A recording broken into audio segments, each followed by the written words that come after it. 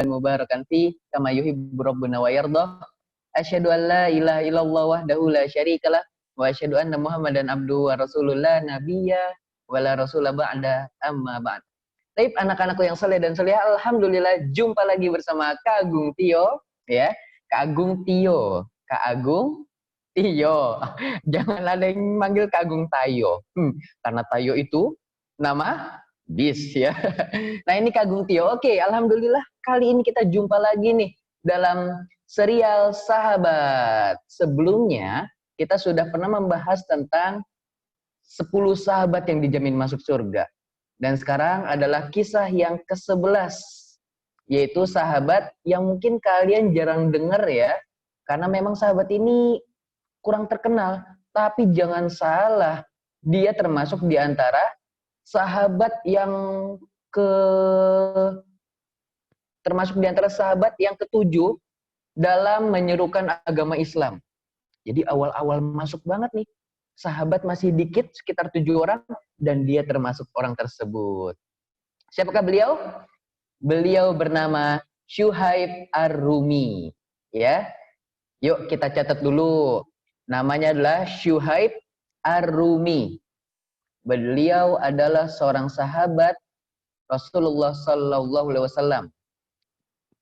Syuhaib Ar-Rumi. Beliau dijuluki Ar-Rumi ini karena orang-orang mengira beliau itu dari Roma. Roma itu dari mana? Romawi, ya. Dia ini dijuluki Syuhaib, orang Romawi. Padahal orang Romawi bukan? Ya, sebentar lagi akan kita simak bersama-sama, ya.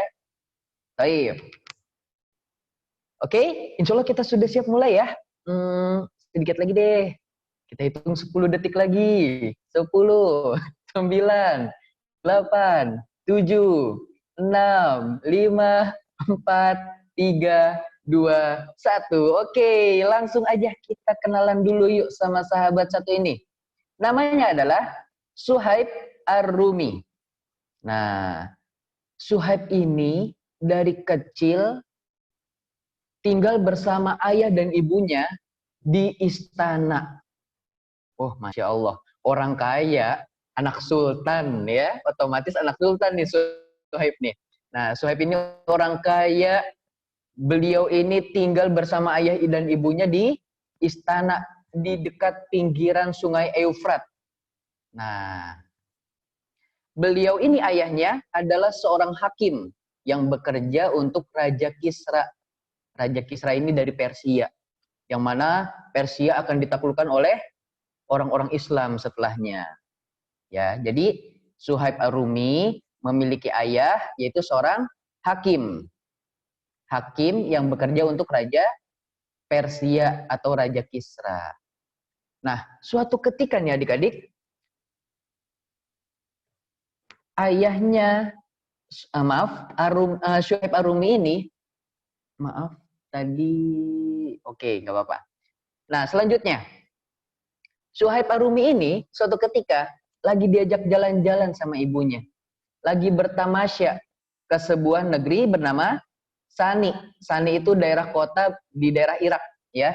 Daerah tempat di Irak, namanya Sani. Nah, lagi jalan-jalan sama ibunya, bersama pelayannya, lagi jalan-jalan. Tiba-tiba ternyata di daerah Irak tersebut terjadi pemberontakan, terjadi pembelotan, atau misalnya terjadi kerusuhan. Yaitu apa? Orang-orang tentara Romawi menawan atau menghancurkan benteng tersebut.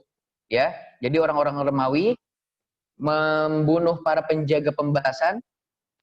Namanya adalah Asinan. Oh ya maaf, nama ayahnya adalah Asinan. Syuhaib Asinan Ar-Rumi. Ya, nama ayahnya bernama Sinan. Nah, ketika lagi jalan-jalan, ya, tiba-tiba apa? Ada tentara Romawi yang masuk ke daerah Irak tersebut. Nah, tentara Romawi ini mereka membunuh orang-orang penjaga-penjaga. Jadi tentara Irak dibunuh semuanya. Akhirnya tentara Romawi ini pun masuk. Nah, Syuhaib dan ibunya pun akhirnya apa? Ya mau gimana lagi? Pelayannya udah nggak bisa ngapa-ngapain. Ibunya juga nggak bisa melawan. Dan akhirnya seluruh anak-anak diculik untuk dijadikan budak. Nah, Suhaib ini kan masih anak-anak, diculik. Udah dari kecil udah dipisahin sama orang tuanya.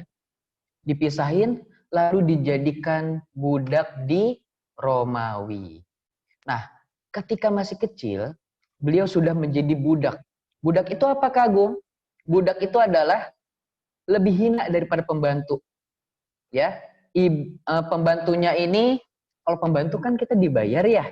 Tapi kalau misalnya budak, enggak. Kalau misalnya budak, kita malah nyuruh dia. Budak, sini, sini, sini, sini. Sini. Kamu kerja, cari uang. Udah dapat uang? Buat saya. Wah, nikmat banget ya. Masya Allah. Padahal, budak itu diambilnya dari apa? Dari merampas, ya. Nah, jadi kan orang-orang Romawi tadi udah merampas anak-anaknya orang-orang di sekitar Irak. Udah diambil anak-anaknya, lalu ketika besar diperjualbelikan di pasar. Jadi dijajarin. Ini budak pinter baca, siapa yang mau? Ini budak pinter MTK, siapa yang mau? Ini budak pinter bahasa, berbagai macam bahasa, mau? Jadi semakin pinter budaknya, semakin mahal harganya. Gitu ya. Nah, jadi Suhaib juga termasuk budak yang dijual. Akhirnya Suhaib pun besar di negara Romawi, di negeri Romawi. Jadi orang-orang kenalnya Suhaib itu dari negeri Romawi. Padahal apa? Bukan. Suhaib itu dari keturunan Arab. Ibunya dari Bani Tamim dan ayahnya dari Bani Namir. Aslinya orang Arab. Tapi karena dari kecil udah diculik, udah dibawa ke Romawi, udah dijual jadi budak, disuruh-suruh, gak dibayar pula, ya. Makanya dia dikenalnya sebagai Arumi. Suhaib itu orang Romawi, gitu ya. Jadi sudah tahu ya, budak itu apa? Budak adalah pembantu yang gak dibayar. Dan budak di zaman dulu tuh hina banget pokoknya. Ya, sehina-hinanya kalian nggak bisa, pokoknya apa yang dikatakan majikan kalian nggak bisa nolak. Majikannya mau mukul, kalian cuma diem aja, aduh, aduh. Kok kalian nggak? Kita mah enggak ya, kita nggak ada yang budak ya. Tapi orang-orang zaman dulu, ingat nggak? Ada yang pernah dengar nggak kisahnya Bilal bin Rabah? Ini deh yang terkenal nih, Bilal bin Rabah. Bilal bin Rabah adalah hamba berkulit hitam, budak. Dan suatu ketika dia mengumumkan keislamannya, lalu apa? Sumayyah marah. Lalu dia akhirnya apa? Dia si Bilal bin Rabah ini ditaruh di padang pasir, ditaruh di atasnya apa? Batu yang sangat besar di atas perutnya. Apakah Bilal melawan? Enggak. Karena kalau Bilal melawan, nanti langsung dia dikerumunin, majikan dipukulin. Padahal bisa aja Bilal melawan. Tapi yang namanya budak, tidak boleh melawan. Berbeda dengan pembantu. Dia nggak dibayar, tapi disuruh kerja. Begitu ya. Nah selanjutnya, ketika beliau berada di Romawi dan sudah diperjualbelikan di sana-sini, nah sampai suatu ketika ada yang membeli Suhaib, yaitu bernama Abdullah bin Jud'an. Nah, Suhaib ini dibeli oleh Abdullah bin Jud'an, lalu dibebaskan. Abdullah bin Jud'an ini adalah orang saudagar kaya. Kaya raya. Akhirnya si Suhaib ini ketemu lagi sama orang kaya. Dulu dia hidup mewah, lalu jadi miskin, jadi budak, disuruh-suruh. Lalu bertemulah dengan Abdullah bin Jud'an. Nah, Abdullah bin Jud'an ini adalah orang kaya. Nah, orang kaya mah bebas ya, mau ngapain aja. Dan kemudian apa? Suhaib ini dibebaskan menjadi perbudakan. Jadi dia udah nggak lagi menjadi budak. Akhirnya mereka berdua berniaga, mereka berdua saling berjualan bersama. Akhirnya mereka berdua menjadi orang kaya dua-duanya. Akhirnya dua-duanya ini jadi orang kaya. Abdullah bin Jud'an memang sudah kaya, lalu si Suhaib Ar-Rumi ini dididik untuk menjadi orang yang pintar dalam berbisnis. Jadinya dia ikutan kaya. Nah, akhirnya sudah jadi kaya tuh. Sampai suatu ketika Suhaib mendengar suara dari orang-orang atau dari peramal-peramal Nasrani. Ya, peramal-peramalnya orang Kristen. Sebentar lagi akan datang seseorang yang akan menjadi nabi berikutnya. Yaitu bernama siapa? Muhammad sallallahu alaihi wasallam. Nah, Suhaib ini udah penasaran. Oh, akan ada nabi. Dan memang di dalam kitab Injil, ya, di dalam kitab Nasrani mereka berkeyakinan setelah Nabi Isa wafat, setelah Nabi Isa tidak ada, akan ada lagi seorang nabi terakhir yang bernama Muhammad sallallahu alaihi wasallam. Akhirnya Suhaib pun langsung, wah, penasaran. Katanya si peramal ini bahwasanya Muhammad ini akan ada di kota Mekah. Dan alhamdulillah, ternyata Abdullah bin Jud'an ini adalah orang Mekah. Dan sekarang Suhaib Ar-Rumi juga orang Mekah, tinggalnya di Mekah. Nah, ketemu deh akhirnya bersama Nabi Muhammad setelah dia mencari-cari di mana, menunggu-nunggu di mana. Nah, ini salah satu sebab masuknya Islam. Suatu ketika Suhaib Ar-Rumi mengetahui tempat berkumpulnya orang-orang Islam. Nah, ketika Suhaib Ar-Rumi sudah bertemu dengan orang-orang yang berkumpul di tempat orang Islam ini, bernama Darul Arqam, ya. Darul Arqam ini adalah rumahnya Al-Arqam bin Abul Arqam. Nah, orang-orang berkumpul di sini, lagi ngaji sama Nabi Muhammad dan para sahabat yang lain. Ketika sampai di rumahnya Darul Arqam ini, tiba-tiba Suhaib bertemu dengan Ammar bin Yasir. Lalu Suhaib nanya, "Hei Ammar, kamu ngapain di sini?" Suhaib, malah aku yang mau nanya, kamu ngapain di sini? Tuh, saling bertanya-tanya ya. Nah, ternyata apa? Ternyata kedua-duanya lagi di depan pintu ya, belum masuk. Kedua-duanya ternyata apa? Ingin memeluk agama Islam. Ingin mencari tahu tentang Islam. Akhirnya keduanya pun masuk ke dalam rumahnya Al-Arqam. Nah, ketika sudah masuk, lalu mendengarkan ceramah Nabi Muhammad, dan akhirnya keduanya mengucapkan dua kalimat syahadat. Asyhadu an la ilaha illallah wa asyhadu anna Muhammadan abduhu wa rasuluh. Aku bersaksi bahwasanya tidak ada Tuhan selain Allah. Dan Nabi Muhammad adalah hamba dan utusan Allah. Dan disitulah akhirnya Suhaib Ar-Rumi masuk Islam. Di mana masuk Islamnya? Di Darul Arqam. Ya. Nah, dan beliau termasuk di antara 7 orang pertama kali yang menyerukan agama Islam. Nah, nanti akan kita bahas dari Abdullah bin Mas'ud ya. Abdullah bin Mas'ud mengungkapkan bahwasanya ada 7 orang yang pertama kali menyerukan agama Islam. Siapa yang pertama? Yang pertama kali ya Rasulullah ya. Rasulullah mengabarkan tentang Islam. Itu yang pertama. Yang kedua, sahabat siapa? Abu Bakar. Abu Bakar ini membantu Rasulullah ya. Jadi Rasulullah, lalu Abu Bakar, selanjutnya Ammar bin Yasir, lalu ibunya Sumayyah, dan yang selanjutnya adalah Suhaib bin Sinan. Lalu Bilal bin Robah dan Miqdad bin Amr. Ini ada 7. Ya, ada 7 yang awal-awal dia menyerukan agama Islam. Siapa saja? Rasulullah. Yang kedua, Abu Bakar. Yang ketiga, Ammar bin Yasir. Yang keempat, Sumayyah.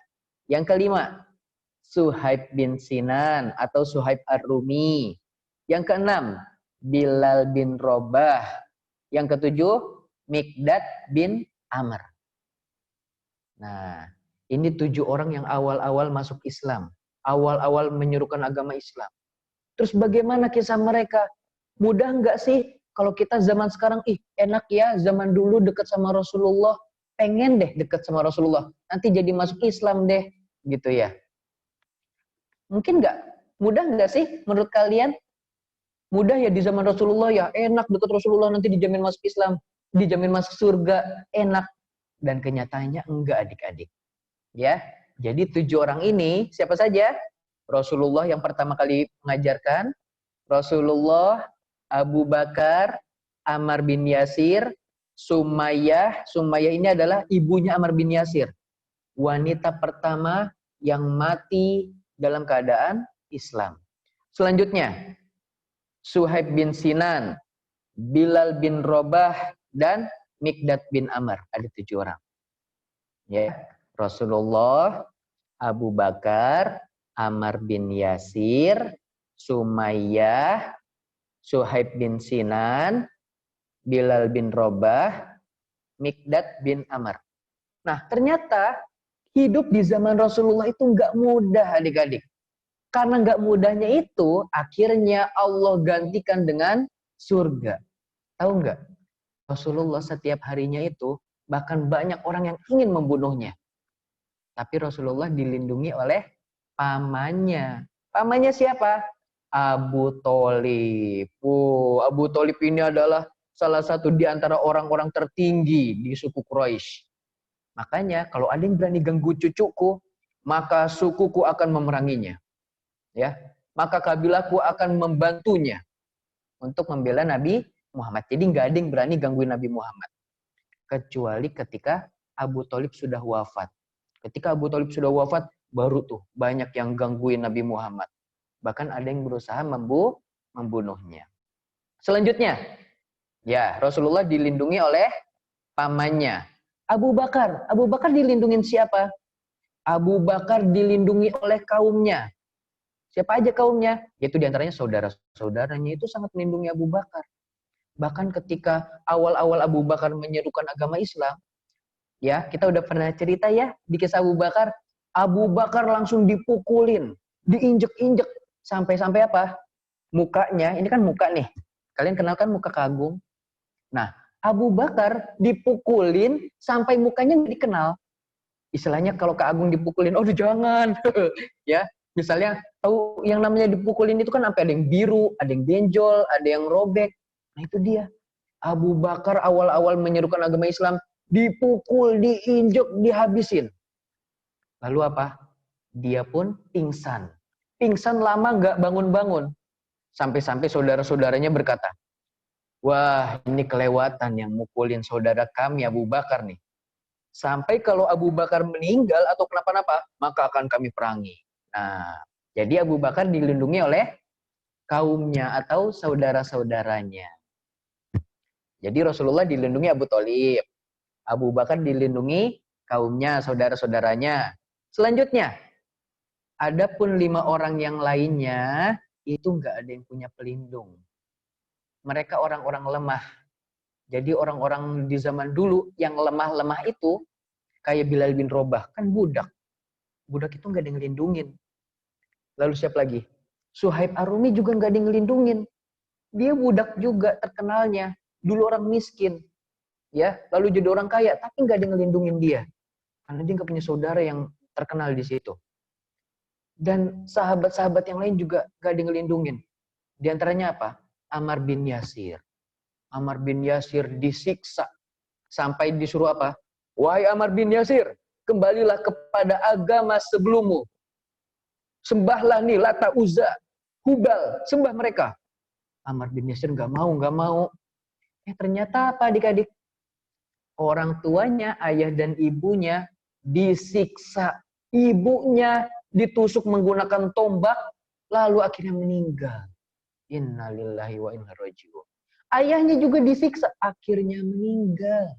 Ammar bin Yasir disiksa juga. Sampai-sampai apa? Ammar bin Yasir disuruh menyembah patung-patung lagi, padahal Ammar bin Yasir udah nggak mau. Tapi Ammar bin Yasir tetap la ilaha illallah. Tapi saking udah nggak kuatnya, disiksa terus. Dia bilang, iya, aku sembah lagi patungnya, aku akan kembali ke patungnya. Tapi ini hanya ucapan. Adapun di hatinya, apakah dia tetap Islam atau jadi orang kafir, menyembah berhala lagi? Dia tetap Islam. Nah, lalu dia mengadukan, Ammar bin Yasir ini ngadu kepada Rasulullah. Ya Rasulullah, apakah aku bersalah ketika aku sudah disiksa habis-habisan? Lalu akhirnya aku mengucapkan hal tersebut. Ya, aku keluar, aku murtad dari Islam. Lalu kata Rasulullah, tidak Yasir, tidak Ammar, sesungguhnya engkau masih dalam keadaan Islam. Itu karena terpaksa, jadinya boleh, ya.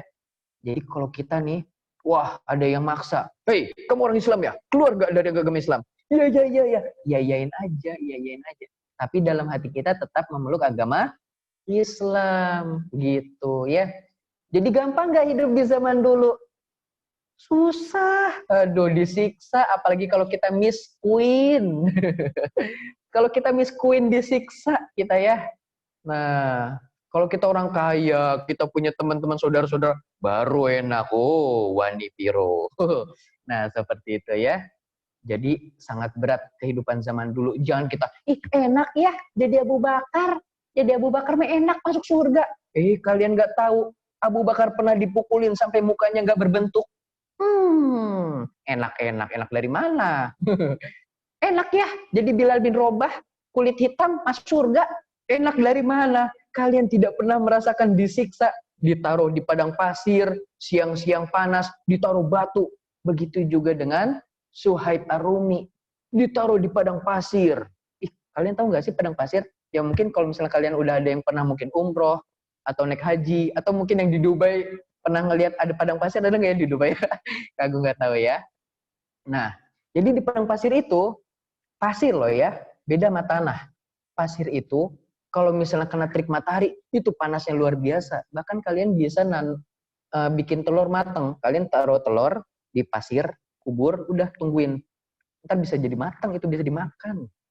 Bayangkan Bilal bin Robah, terus apalagi Suhaib Ar-Rumi, ditaruh bertelanjang badan, ditaruh di atas padang pasir. Panasnya luar biasa. Ya, itulah siksaan orang-orang Quraisy terhadap orang-orang lemah. Orang-orang Mekah zaman dulu itu biar mengecilkan hatinya orang-orang Islam agar mereka kembali kepada orang kafir, yaitu dengan cara disiksa. Nah, sampai suatu ketika. Nah, suatu ketika Rasulullah mendapatkan perintah untuk hijrah karena kota Mekah itu sudah tidak aman. Akhirnya apa? Rasulullah memerintahkan kepada orang-orang Islam yang laki-laki, ayo cepat hijrah duluan ke negeri Madinah, ke kota Madinah. Di kota Madinah kalian akan selamat. Di sana ada kaum Ansor yang sudah masuk Islam, ya, yang sudah menyebut dirinya sebagai akan berbaiat masuk ke dalam Islam. Ini orang-orang Ansor. Nah, ketika orang-orang sudah masuk ke Madinah, sisalah dua, Abu Bakar dan Rasulullah. Abu Bakar dan Rasulullah masih menunggu di kota Mekah sampai datang perintah dari malaikat Jibril. Lalu apa? Kata malaikat Jibril, wahai Rasulullah, silahkan pergilah kalian ke Madinah. Hijrahlah kalian ke Madinah. Akhirnya apa? Rasulullah dan Abu Bakar hijrah ke Madinah. Dan sisa satu orang lagi yang belum hijrah. Siapa itu?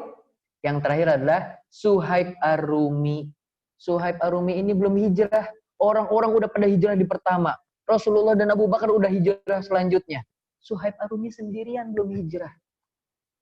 Lalu Suhaib Ar-Rumi pun akhirnya mempersiapkan bekalnya, bawa kuda, bawa harta secukupnya, ya, bawa bekal secukupnya, lalu dia pergi. Ketika mau pergi, ternyata apa? Orang-orang Mekah datang, mengepung beliau. Hei Suhaib, dulu tuh ente orang miskin. Ente datang terus ke sini jadi orang kaya, terus ente mau pergi gitu aja. Mau jadi ngikutin Nabi keluar dari agama kami. Lalu apa kata Suhaib? Wahai penduduk Mekah, wahai orang-orang kafir Quraisy, kalau aku ninggalin hartaku, kalian mau nggak ngebolehin aku hijrah? Harta dia kan banyak. Oh, akhirnya orang-orang pada membolehkan. Oke, Suhaib, kau boleh pergi, tapi tinggalkan harta-hartamu. Oh, baiklah, silakan. Lalu akhirnya apa? Suhaib meninggalkan semua hartanya. Itu harta yang di rumahnya, warung-warungnya, toko-tokonya, itu ditinggalkan untuk orang-orang kafir Quraisy. Dan ada juga yang mengatakan di sebuah riwayat, ketika Suhaib mau pergi, lalu apa? Suhaib membawa anak panah, lalu dari jauh ada yang memanggil, Suhaib, berhenti, Suhaib, berhenti. Lalu apa? Suhaib mengambil anak panahnya, hei, stop, jangan macam-macam. Kalau kalian berani menangkapku, akan aku panahkan kalian. Akhirnya apa? Orang-orang langsung, Dan kalau kalian sudah aku panah dan masih hidup, akan aku tebas kalian dengan pedangku. Waduh, waduh, waduh, waduh. Terus habis itu kata Suhaib apa? Apa yang kalian inginkan dariku? Lalu orang-orang yang mengejar Suhaib tadi bilang, Suhaib, sebagaimana yang tadi di awal kamu ceritakan ya, engkau awal masuk ke dalam kota Mekah ini dalam keadaan miskin. Lalu engkau menjadi orang kaya, lalu engkau akan pergi gitu aja? Akhirnya apa? Suhaib mengatakan, ya udah kalau gitu silahkan ambil hartaku semuanya, tapi izinkan aku untuk hijrah ke Madinah. Boleh? Oh, boleh, boleh, boleh. Akhirnya apa? Suhaib Ar-Rumi pun pergi ke kota Madinah menggunakan kuda dan perbekalannya yang ada. Jadi orang miskin, tapi dia rela demi memeluk agama Islam. Rumah-rumahnya yang megah, terus harta-hartanya yang banyak diambil dibagi-bagiin buat orang-orang kafir Quraisy, orang-orang kafir Mekah.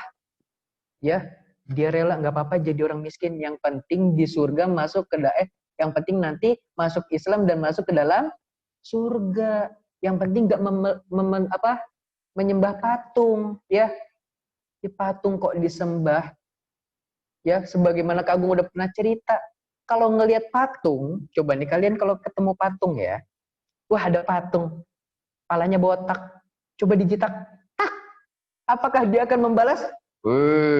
Jitak-jitak, tak. Enggak, ya, enggak mungkin patung balas jitak. Terus kalau ada patung, aduh kita kelaparan nih. Patung, minta makanannya dong. Emangnya dia Doraemon? Tong neng nong neng, makanan ajaib. Ya, itu juga nggak mungkin. Doraemon aja bohongan ya. Ayo, siapa yang percaya Doraemon itu ada? Nggak ada, itu bohongan. Patung juga nggak bisa ngasih makan. Patung juga nggak bisa nurunkan hujan. Maka siapa yang harus kita berdoa kepadanya? Allah, karena Allah yang menurunkan segala sesuatu. Allah yang menciptakan segala sesuatu. Nah, dari situlah jadi Suhaib Ar-Rumi akhirnya hijrah ke kota Madinah. Nah, di kota Madinah nih adik-adik, Masya Allah, Rasulullah menyambutnya di Kuba, bertemu dengan Suhaib Ar-Rumi. Ya Suhaib, Masya Allah, engkau telah bertransaksi, engkau telah beruntung, wahai Abu Yahya. Dipanggil oleh Rasulullah sebagai Abu Yahya. Apakah dia punya anak? Belum. Diceritakan dia ini belum punya anak. Apakah dia punya istri? Belum. Kok dia namanya Abu Yahya? Apa artinya Abu Yahya Kagung? Abu Yahya itu adalah bapaknya Yahya. Nah, misalnya nih, ini Kagung ya, Kagung punya bapak. Biasanya kan kalau di sekolah-sekolah, kalau manggil bapak, bapaknya Agung. Berarti bapaknya Agung, Abu Agung. Ya, atau bapaknya Kholis, Abu Kholis. Bapaknya Hilmi, Abu Hilmi. Atau ibunya, ibunya Karina, Ummu Karina. Begitu ya. Nah, jadi yang dipanggil itu Ummu atau abunya. Nah, waktu itu Suhaib belum nikah, belum punya anak, tapi sudah dipanggil Abu Yahya. Nah, siapa yang kasih nama Abu Yahya ini? Yang memberikan nama Abu Yahya adalah Rasulullah Sallallahu Alaihi Wasallam. Dan kata Rasulullah, sesungguhnya engkau telah beruntung dan engkau termasuk di dalam ayat surat Al-Baqarah ayat 207 yang dibacanya wa minan nasi mayyashri nafsahu ibtigha'a mardatillah wa minan nasi mayyashri nafsahu ibtigha'a mardatillah. Dan di antara manusia ada orang-orang yang mengorbankan dirinya, mengorbankan hartanya, mengorbankan kekayaannya demi mencari keridhaan Allah. Dan surat Al-Baqarah ayat 207 ini turun kepada Suhaib Ar-Rumi. Suhaib Ar-Rumi ini meninggalkan kekayaan, meninggalkan harta demi mencari pahala surga dari Allah Subhanahu wa taala. Nah, begitu. Ya. Jadi di surat apa? Surat Al-Baqarah ayat 207. Nah, jadi kalau kalian baca surat Al-Baqarah ayat 207, itu lagi ngisahin tentang kisahnya Suhaib Ar-Rumi, orang yang meninggalkan hartanya demi memeluk agama Islam, demi mencari pahala dan ridho dari Allah Subhanahu wa taala. Nah, selanjutnya ya. Suhaib Ar-Rumi adalah seseorang yang memiliki sifat-sifat yang sangat mulia. Nah, kita ceritakan dulu ciri-ciri fisiknya ya. Nah, kalau di kitab ini, di buku ini, yang Kak Agung baca, Suhaib Ar-Rumi ini memiliki kulit yang kemerah-merahan atau putih kemerah-merahan. Kalian tahu nggak putih kemerah-merahan itu gimana sih? Putih kemerah-merahan itu kalau dicubit dikit merah gitu ya. Coba kalian dicubit dikit, tung. Merah apa sakit? Sakit ya. Jadi ada namanya putih kemerah-merahan, itu putihnya putih banget ya. Waduh, itu pipinya kakaknya sampai ditarik itu. Ya. Nah, jadi putihnya itu ya misalnya pakai cadar. Terus kalau pakai cadar lah perempuan ya, terus cadarnya dibuka, ada garis merahnya. Nah, itu putih kemerah-merahan. Ya. Ya kalau Suhaib Ar-Rumi ini ya putih kemerah-merahan aja. Jadi putihnya banget ya, Masya Allah. Nah, selanjutnya rambutnya lebat, rambutnya tebal. Lebat itu gimana ya? Gak botak ya. Kan biasanya kalau laki-laki itu ada yang botak bagian depannya, ada yang botak bagian belakangnya, ada yang botak semuanya, ya.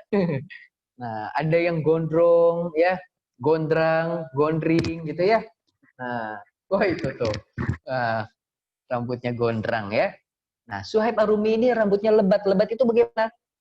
Banyak, banyak rambutnya, ya. Kan biasanya kalau laki-laki ada yang botak sininya nih, kanan kiri. Ada juga yang botak tengahnya, ada juga botak belakangnya, ada yang botak semuanya, ya. Katanya kalau botaknya di depan mikirin masa depan, botaknya belakang mikirin masa lalu. Tapi ini nggak tahu ya, nggak ada kebenarannya ya. Tapi selanjutnya, tadi udah kulitnya warna putih kemerah-merahan. Selanjutnya rambutnya lebat. Selanjutnya badannya. Badan beliau tidak tinggi, tinggi-tinggi banget, dan juga tidak pendek. Seperti Zubair bin Awam itu kan tinggi banget ya. Dia kalau naik kuda, dan ada juga di sebuah riwayat bahwasanya Umar bin Khattab juga seperti itu. Ya, Umar bin Khattab dan Zubair bin Awam ini katanya kalau misalnya beliau naikin kuda, itu kakinya nempel ke lantai. Nah, kalian sama kuda tinggian mana? Tinggian kuda kan? Kalau naik kuda, kalian kakinya nempel ke tanah nggak? Enggak kan? Nah itu dia, tinggi banget dong Zubair bin Awam ya. Umar bin Khattab berarti tinggi banget dong ya. Masya Allah, nggak kebayang kan? Nah kalau Suhaib Ar-Rumi tingginya sedang, nggak tinggi banget, nggak pendek banget. Nah di antara sahabat yang ukuran badannya kecil siapa? Beliau adalah Ali bin Abi Thalib. Tapi jangan salah, Ali bin Abi Thalib ini pemberani luar biasa ya. Makanya termasuk di antara khalifah keempat. Beliau mulia sangat luar biasa. Masya Allah. Tapi selanjutnya, logat bicaranya itu seperti logat bicaranya orang Romawi. Ya, kalau bahasa Indonesia itu logat itu apa ya?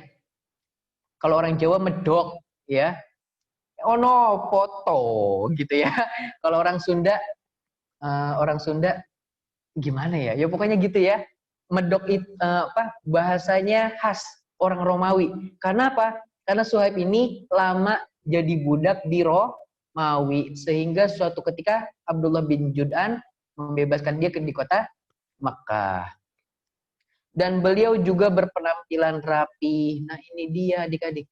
Ya, innallaha jamil yuhibbul jamal. Allah itu indah dan menyukai keindahan. Jadi kalau ada orang berpakaian rapi, bersih, jangan kalian katain, ih sombong.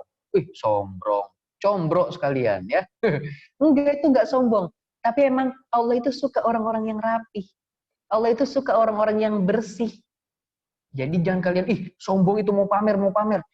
Tahu nggak, dia mau pamer tahu. Nggak boleh begitu ya. Kenapa?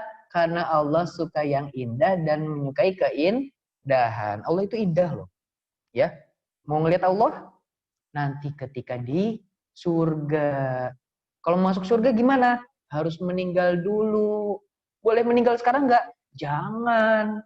Itu mati bunuh diri. Kalau bunuh diri masuk neraka. Auto. Ya. Auto masuk neraka nanti kalau bunuh diri ya. Nah. Baik. Selanjutnya, beliau juga adalah orang yang suka bercanda. Nah, beliau suka bercanda sampai suatu ketika, nah Rasulullah tuh lagi ngumpul-ngumpul. Ya ini ceritanya dari Suhaib sendiri. Suhaib bercerita, suatu ketika aku lagi ngumpul sama Rasulullah, ada Umar bin Khattab juga. Terus waktu itu mataku lagi sakit, bengkak. Ya, mataku lagi bengkak nih. Nah, mataku lagi bengkak, lalu Rasulullah nawarin, "Hei Suhaib, ini makan kurma." Disuguhi oleh Rasulullah kurma. Lalu Suhaib pun jalannya kan susah ya, kalau matanya bengkak lagi sakit jalannya susah gitu. Lalu ketika dia makan dia bisa. Umar bin Khattab bingung. Itu Suhaib jalan aja susah tapi kok kalau makan bisa ya? Loh. Lalu ditanya, ya ini bercandanya para sahabat. Para sahabat itu bercanda itu benar, gak bohong. Suhaib kan lagi sakit. Ditanya sama Umar, "Hei Suhaib, kamu gimana makannya itu? Kan mata kamu lagi sakit." "Loh, aku makan pakai yang sebelahnya," gitu. Nah, itu bercandanya para sahabat. Jadi beneran. Kalau emang lagi sakit yang sebelahnya, kan sebelahnya sehat. Berarti apa? Ngelihatnya pakai yang sebelahnya, gitu. Kalau dua-duanya sakit gimana mau makannya? Susah ya. Nah, seperti itu. Jadi, Suhaib ini suka bercanda. Dan kalau bercanda, beliau nggak bohong. Kayak kita, jangan kita ya. Mungkin orang-orang di luar sana. Kak Agung pernah dengar, aneh beli helm. Keren ya. Kotaknya aneh pakai, helmnya ana buang. Aduh, ini bohong, mana mungkin dia pakai kotaknya, helmnya dibuang. Wah, ini bohong, ini bercanda ya. Tidak boleh ya. Atau ada lagi, aneh kemarin ke Alfamart. Ngapain? Nanya Indomaret di mana. Woi, ya ini kalau bercanda cuma buat ketawa-ketawaan aja, tapi dia bohong, maka nggak ada sedikit pun pahala, tetapi dosa. Lucu sih lucu, tapi dosa. Ya, dosa mah buat apaan dikumpulin? Dosa dikumpulin mah masuk neraka ya, mending pahala. Jadi kalau mau bercanda, bercanda yang jujur. Begitu. Ada gajah terbang. Mana? Kena bohong, kena tipu. Ya itu juga tetap aja bohong ya. Mana ada gajah terbang, gajah segede gitu kok terbang.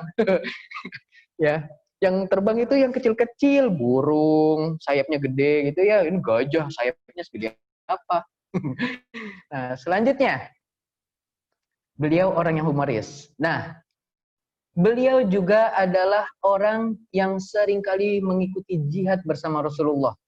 Ya, jadi Rasulullah itu kalau berjihad, maka Suhaib Ar-Rumi ini selalu ada.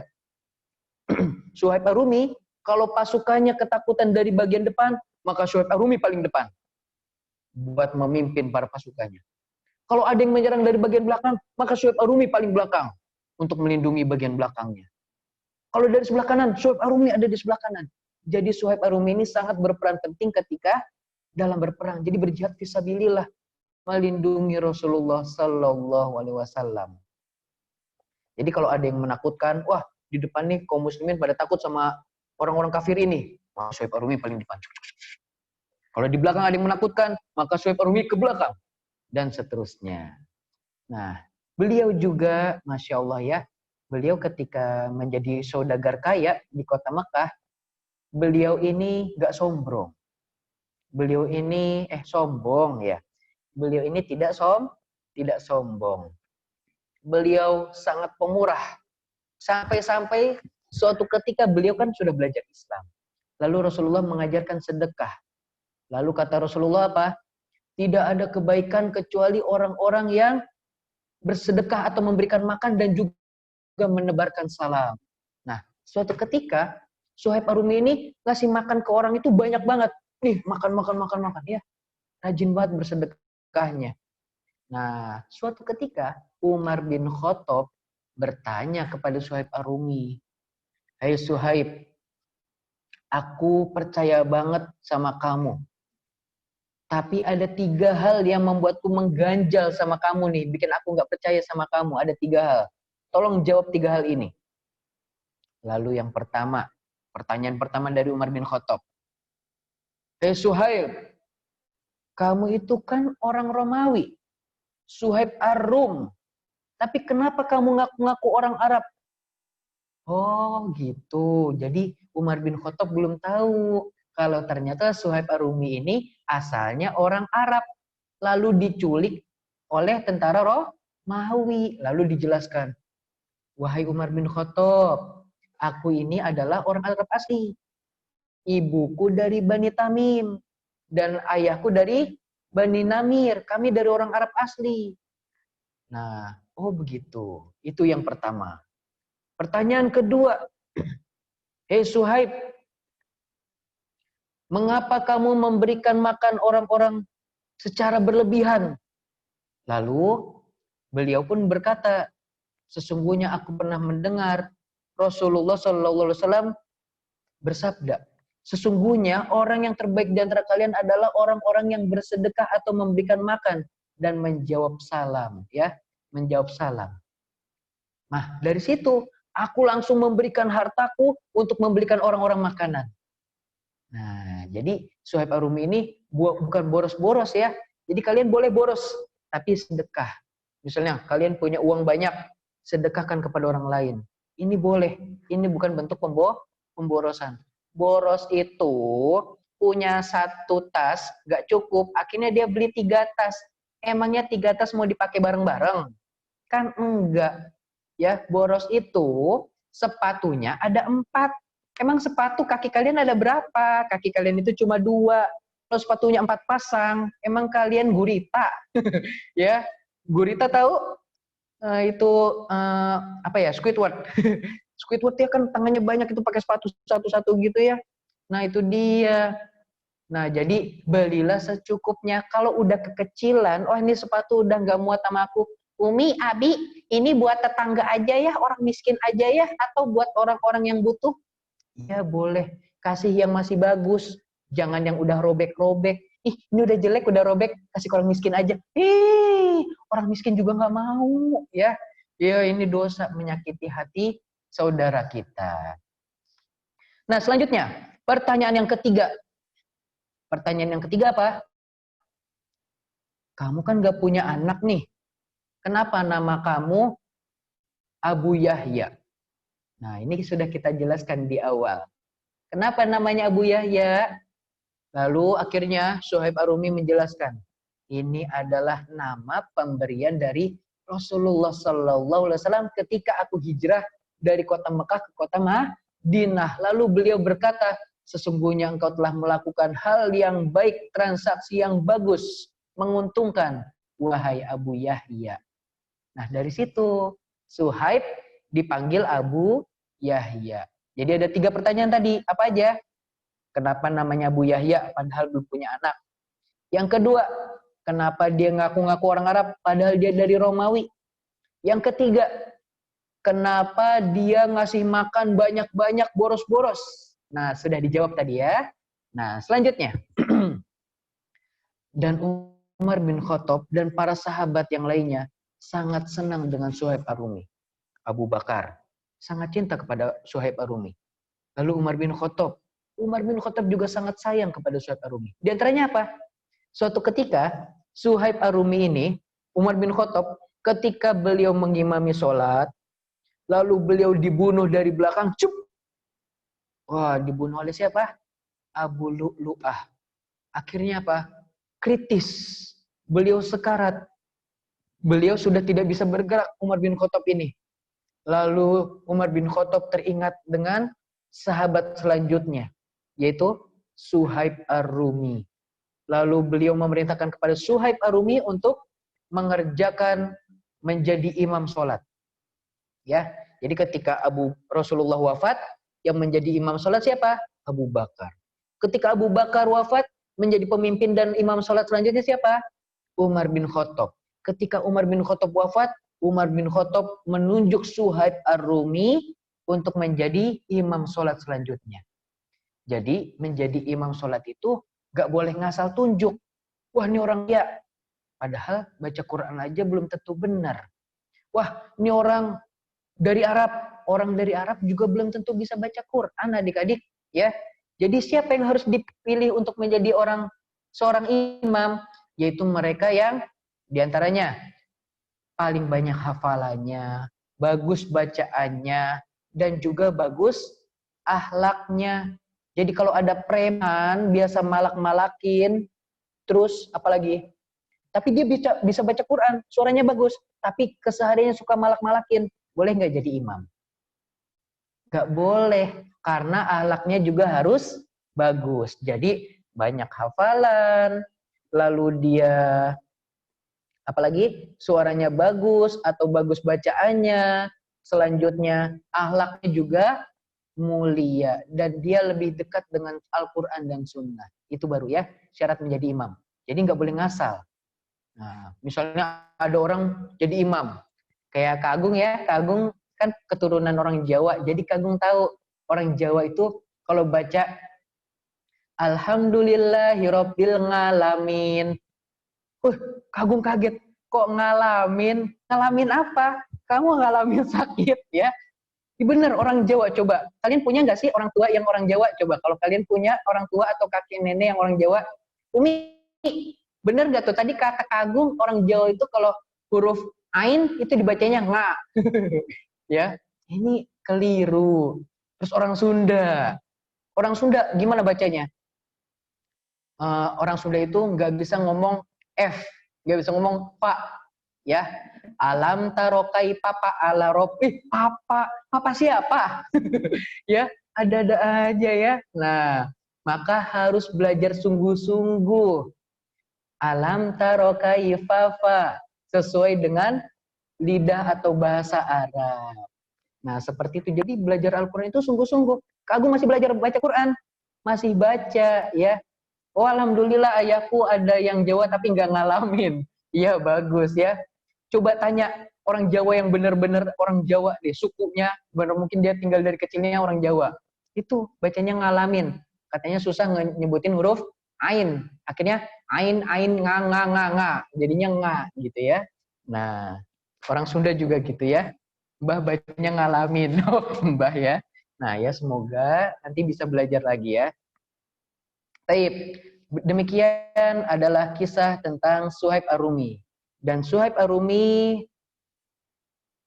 beliau akhirnya wafat dan beliau juga sangat dihormati oleh para sahabat yang lainnya. Di antaranya ketika di antara penghormatan para sahabat ya, di antaranya ketika Umar bin Khattab wafat. Nah, di sana yang boleh turun untuk memegang jasadnya Umar bin Khattab di antaranya siapa saja? Utsman bin Affan, Sa'id bin Zaid, Abdullah bin Umar, dan Suhaib Ar-Rumi. Jadi nggak boleh orang sembarang yang ngegotong Umar bin Khattab ke dalam liang kuburnya. Jadi orang-orang istimewa. Siapa saja? Utsman bin Affan, Sa'id bin Zaid, Abdullah bin Umar, dan Suhaib Ar-Rumi. Nah, Suhaib Ar-Rumi ini lalu wafat ketika di bulan Syawal tahun 38 Hijriyah. Nah, Suhaib Ar-Rumi ini termasuk di antara orang-orang yang awal-awalnya masuk Islam, di antara 7 orang yang awal-awal masuk Islam, sehingga insya Allah Allah akan meridhoinya juga, walaupun tidak termasuk di antara 10 sahabat yang dijamin masuk surga ya. Kalau 10 sahabat yang dijamin masuk surga siapa aja? Yaitu yang seperti kita sudah pernah bahas, Abu Bakar, Umar bin Khattab, Utsman bin Affan, Ali bin Abi Thalib, Tolha bin Ubaidillah, Zubair bin Awam, Sa'ad bin Abi Waqqas, Abdurrahman bin Auf, Sa'id bin Zaid, dan Abu Ubaidah al-Jarrah. Lalu apa? Nah, Suhaib Ar-Rumi tidak termasuk dijamin masuk surga, tetapi dari segala sesuatu yang sudah kita bacakan tadi, ini bisa menjadikan beliau masuk surga karena beliau juga telah Allah dan Rasulnya ridhoi, radhiyallahu anhu. Semoga Allah meridhoinya masuk surga. Nah, jadi ketika beliau wafat berumur berapa? Beliau wafat pada Syawal tahun 38 Hijriah. Nah, beliau berjihad dan kurang lebih umurnya itu ketika berumur 70 tahun. Dan beliau banyak menyaksikan ya peperangan-peperangan, lalu beliau juga menyaksikan, akhirnya beliau menyaksikan pembebasan Romawi dan Persia dan lain-lain ya. Baik, alhamdulillah demikian kisah dari Suhaib Ar-Rumi yang Masya Allah, afwan Kak, tadi berapa umurnya atau apanya? Umurnya kurang lebih 70 tahun. Dan ketika beliau wafat itu di tahun ke-38 Hijriah. Nah, ya, jadi wafatnya beliau di tahun ke-38. Baik, afwan. Alhamdulillah, demikian apa yang bisa Kak Agung sampaikan. Insya Allah sebentar lagi pukul 5. Dan ada hadiah nih insya Allah bagi anak-anak soleh dan soleh yang bisa menjawab pertanyaan Kak Agung ya. Nah, siapa yang bisa menjawab pertanyaan? Tapi sebelumnya rapi dulu. Nah, yuk rapi yuk.